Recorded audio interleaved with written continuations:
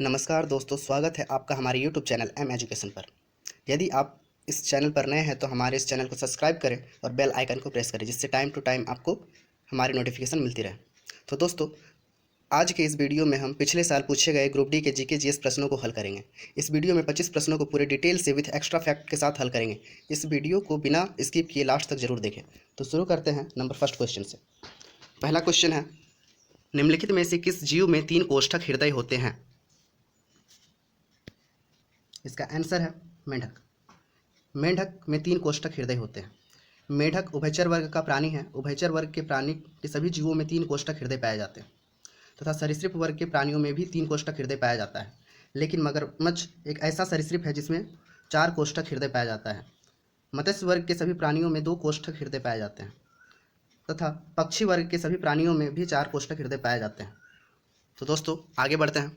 अगला क्वेश्चन है, जी का मान इनमें से कौन सा विकल्प सही है? आंसर कीजिए। इसका आंसर हो जाएगा ऑप्शन बी। जी का मान पृथ्वी के केंद्र की ओर जाने पर कम हो जाता है। ऑप्शन नंबर बी इसमें सही है। जी का जो मान है वह पृथ्वी के सतह से ऊपर या नीचे जाने पर घटता है। जी का मान ध्रुवों पर सबसे ज़्यादा होता है। जी का मान न्यूनतम विषुवत रेखा पर होता है। पृथ्वी का घूर्णन गति घटने पर जी का मान बढ़ जाता है। पृथ्वी का घूर्णन गति बढ़ने पर जी का मान घट जाता है। जी का जो वैल्यू है वह 9.8 मीटर पर सेकंड स्क्वायर होता है। तो दोस्तों आगे बढ़ते हैं। अगला क्वेश्चन है, इनमें से कौन सी सबसे लंबी नदी है जिसका उद्गम भारत में? आंसर कीजिए इसका। इसका आंसर हो जाएगा option number D, Ganga. Ganga सबसे लंबी नदी है जिसका उद्गम भारत में है। गंगा नदी का उद्गम उत्तराखंड राज्य के गंगोत्री के पास गोमुख ग्लेशियर से होता है। गंगा नदी की कुल लंबाई 2525 किलोमीटर है। ब्रह्मपुत्र नदी भारत में प्रवाहित होने वाली एक लंबी नदी है, लेकिन इसका उद्गम स्थान भारत में नहीं है। ब्रह्मपुत्र नदी का उद्गम स्थान तिब्बत के मानसरोवर झील के निकट होता है। ब्रह्मपुत्र नदी की लंबाई 2900 किलोमीटर है। तो दोस्तों आगे बढ़ते हैं। हमारा अगला क्वेश्चन है, कैल्शियम ऑक्साइड का सूत्र इकाई द्रव्यमान क्या होता है? चलिए इसका आंसर कीजिए। इसका आंसर हो जाएगा ऑप्शन नंबर बी, 56 यूनिट। तो दोस्तों इसको निकाले कैसे? कैल्शियम ऑक्साइड, इसका निकालने का तरीका है, जैसे कैल्शियम है तो कैल्शियम का इकाई द्रव्यमान कितना होता है? 40। ऑक्सीजन का इकाई द्रव्यमान कितना होता है? 16। दोनों को ऐड करेंगे तो कितना आ जाएगा? 56। और इकाई द्रव्यमान का यूनिट यू, तो इसका आंसर हो जाएगा 56 यूनिट। कैल्शियम ऑक्साइड का सूत्र इकाई द्रव्यमान 56 यूनिट होता है। इस तरह आप कोई अदर तत्व रहे तो उसको भी निकाल सकते हैं, जैसे CO2। इसमें कार्बन का इकाई द्रव्यमान 12 प्लस ऑक्सीजन का इकाई द्रव्यमान 16, लेकिन यहाँ ऑक्सीजन 2 मोल है तो इसको 2 से इंटू कर देंगे तो कितना हो जाएगा? 12 प्लस 32, टोटल कितना हो गया? 44 यूनिट। तो इस तरह करके किसी का भी हम लोग निकाल सकते हैं। तो दोस्तों आगे बढ़ते हैं। अगला क्वेश्चन है, निम्न में से किस प्रक्रिया में ऊष्मीय ऊर्जा निर्मित होती है? इसका आंसर हो जाएगा ऑप्शन नंबर डी, श्वसन एक ऐसी प्रक्रिया है जिसमें ऊष्मीय ऊर्जा निर्मित होती है। श्वसन 2 प्रकार के होते हैं, एक वायवीय श्वसन, एक अवायवीय श्वसन। जो ऑक्सीजन की उपस्थिति में श्वसन होती है उसे वायवीय श्वसन को बोलते हैं। यह माइटोकॉन्ड्रिया में होती है। इसमें 38 ATP अणु बनते हैं। दोस्तों आगे बढ़ते हैं। अगला क्वेश्चन है, क्वेश्चन नंबर 6, निम्नलिखित में से कौन सी धातु जल के साथ आसानी से अभिक्रिया कर सकती है? इसका आंसर कीजिए। इसका आंसर हो जाएगा option number D, potassium. Potassium एक ऐसी धातु है जो जल के साथ आसानी से अभिक्रिया कर लेती है। पोटेशियम सबसे अभिक्रियाशील धातु है। पोटेशियम के बाद सबसे अधिक अभिक्रियाशील धातु सोडियम है। सोडियम को केरोसिन तेल में डुबोकर रखा जाता है। पोटेशियम को के से डिनोट किया जाता है। तो दोस्तों आगे बढ़ते हैं। अगला क्वेश्चन है, किस देश को मुख्य रूप से कम्युनिस्ट माओवादी दलों द्वारा शासित किया गया था? इसका आंसर कीजिए। इसका आंसर होगा चीन। चीन वह देश है जो माओवादी दलों द्वारा शासित किया गया था। तो चीन आया है, चीन के बारे में कुछ जान लेते हैं। चीन का कैपिटल बीजिंग तथा यहाँ की मुद्रा रिनमिंगबी है। आगे बढ़ते हैं दोस्तों। हमारा अगला क्वेश्चन है, निम्नलिखित रोगों में से कौन सा एक आनुवांशिक विकार है? इसका आंसर हो जाएगा option number C, thalassemia. Thalassemia आनुवांशिक विकार है। कुछ अन्य आनुवांशिक रोगों के बारे में जान लेते हैं, जैसे वर्णांधता, haemophilia, Turner syndrome, mongolism, Patau syndrome आदि आनुवांशिक रोग हैं। एनीमिया। एनीमिया रोग हीमोग्लोबिन की कमी से होता है। रतौंधी, विटामिन ए की कमी से रतौंधी होता है। विटामिन ए का रासायनिक नाम रेटिनॉल है तथा गाजर में विटामिन ए प्रचुर मात्रा में पाया जाता है।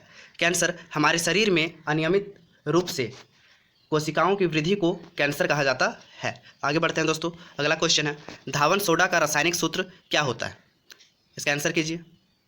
इसका आंसर हो जाएगा option number A, Na2CO3 into 10H2O।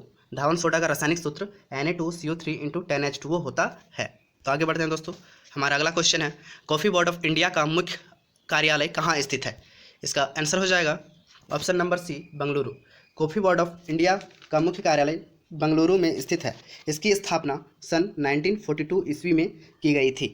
आगे बढ़ते हैं दोस्तों, अगला क्वेश्चन है, अंग्रेजों ने सन कब पंजाब पर कब्जा कर लिया था? इसका आंसर हो जाएगा ऑप्शन नंबर डी, 1849 ईस्वी में अंग्रेजों द्वारा पंजाब पर कब्जा कर लिया गया था। और पंजाब विजय का श्रेय चार्ल्स नेपियर को जाता है, क्योंकि इसी के नेतृत्व में पंजाब को जीत लिया गया था। तो आगे बढ़ते हैं दोस्तों, अगला क्वेश्चन है, गति का प्रथम नियम किसकी परिभाषा देता है? इसका आंसर हो जाएगा बल। गति का प्रथम नियम बल की परिभाषा देता है। गति के नियम न्यूटन ने दिए थे। उन्होंने अपनी पुस्तक प्रिंसिपिया में गति के 3 नियमों का वर्णन किया। यह पुस्तक 1687 को प्रकाशित हुई थी। आगे बढ़ते हैं दोस्तों, अगला क्वेश्चन है, ग्रैंड स्लैम शब्द किस खेल से संबंधित है? इसका आंसर कीजिए।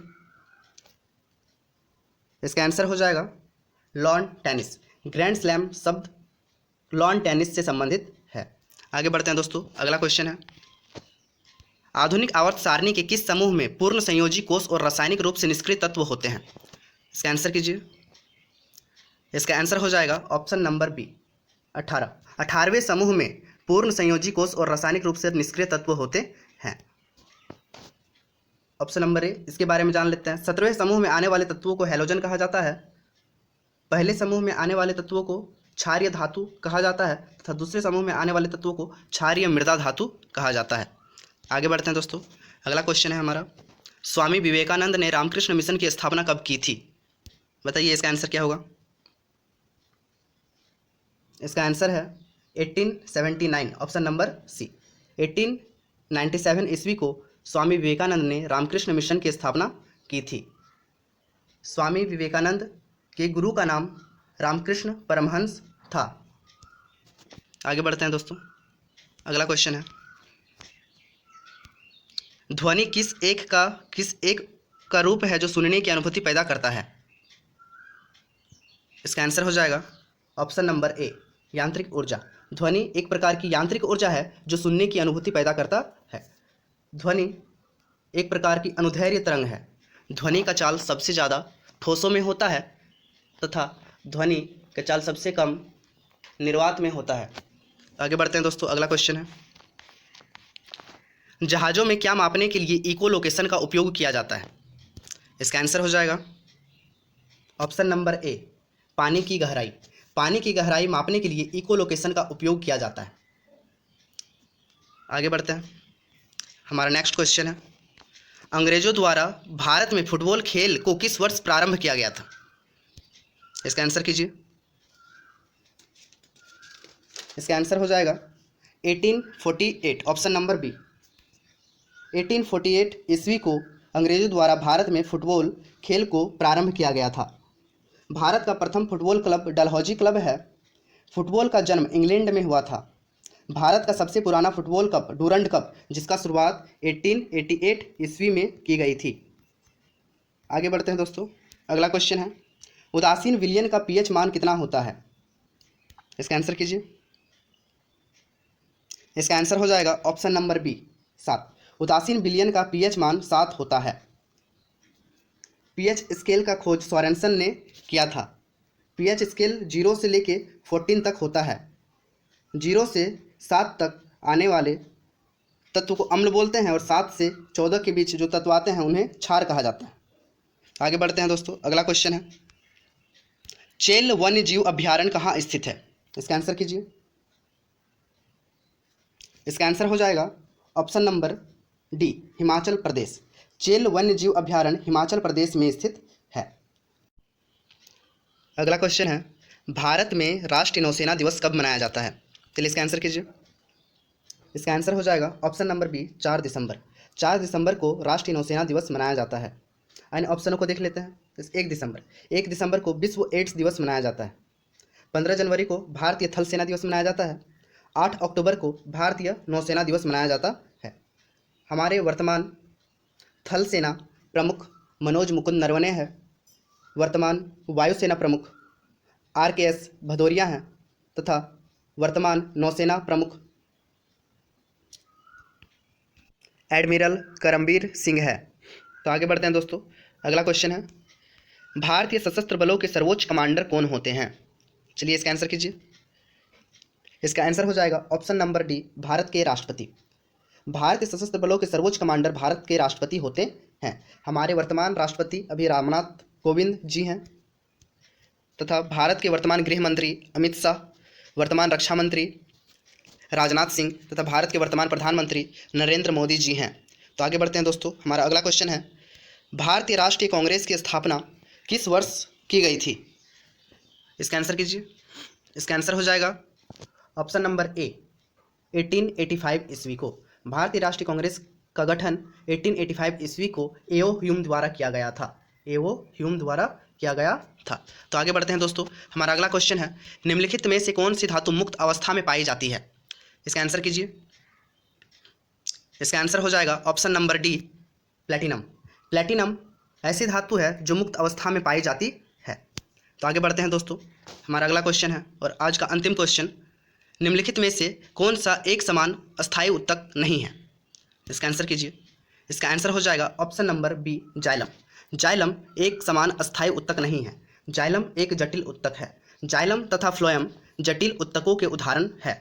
स्क्लेरेनकाइमा, कोलेनकाइमा, पेरेनकाइमा, ये तीनों एक समान अस्थायी उत्तक के उदाहरण है। तो थैंक यू दोस्तों हमारा वीडियो देखने के लिए। आपने यदि इस प्रश्नों को हल किया तो अपना स्कोर कमेंट बॉक्स में ज़रूर शेयर करें और देखिए कि आप कितना अच्छा और प्रदर्शन कर सकते हैं। थैंक यू दोस्तों। यदि आप हमारे इस चैनल पर नए हैं तो इस चैनल को सब्सक्राइब करें और बेल आइकन को प्रेस करें, जिससे टाइम टू टाइम आपको हमारी नोटिफिकेशन मिलती रहेगी। थैंक